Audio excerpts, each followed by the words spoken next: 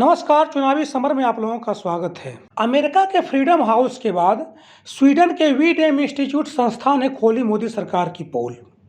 जी हां, मोदी सरकार के खिलाफ वैसे विदेशी संस्थाओं की लिस्ट लंबी होती जा रही है जिन्हें भारत में लोकतंत्र खतरे में महसूस हो रहा है, जिसकी वजह से मोदी सरकार की अब दुनिया के कई देशों में आलोचना भी हो रही है।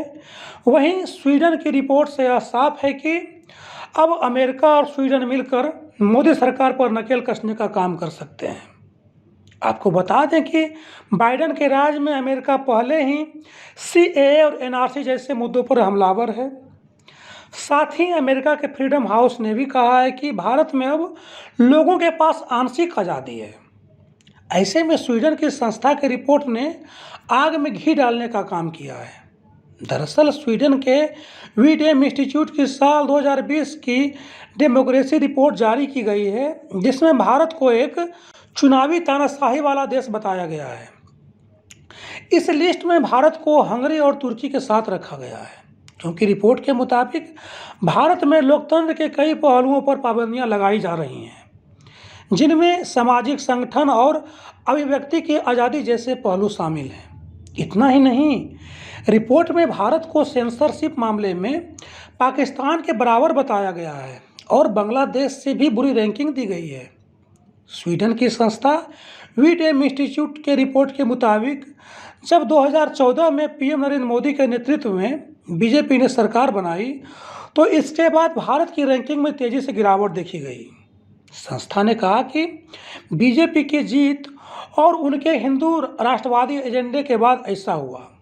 स्वीडन के संस्था के अनुसार एक आदर्श लोकतंत्र के तौर पर भारत साल 2020 के अंत तक लिबरल डेमोक्रेसी इंडेक्स में 0.34 पर था, लेकिन 2013 में ये ग्राफ 0.57 था। इसके बाद से ही भारत के ग्राफ में लगातार गिरावट देखी गई। रिपोर्ट के मुताबिक भारत के लिबरल डेमोक्रेसी इंडेक्स में कुल 23% की गिरावट आई है। रैंकिंग में गिरावट के बाद भारत अब ब्राज़ील, हंगरी और तुर्की जैसे देशों की लिस्ट में शामिल हो चुका है।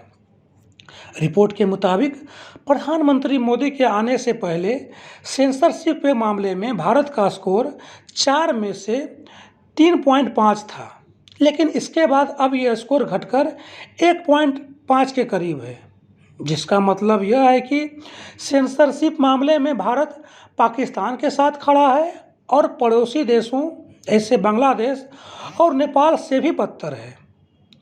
रिपोर्ट में इसके उदाहरण भी दिए गए हैं, जिसमें बताया गया कि पीएम मोदी की नेतृत्व वाली सरकार ने देशद्रोह, मानहानि और आतंकवाद रोधी कानूनों का काफ़ी ज़्यादा इस्तेमाल किया है।